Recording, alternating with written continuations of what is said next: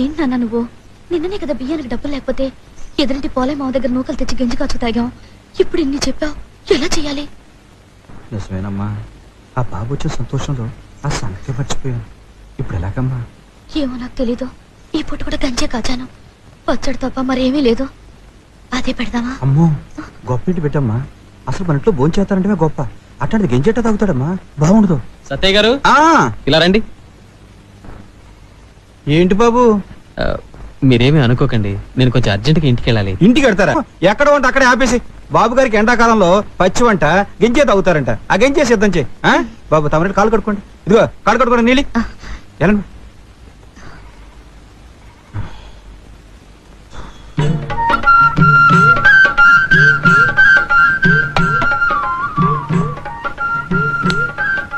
పచ్చడి మాత్రం అదిరిపోయింది.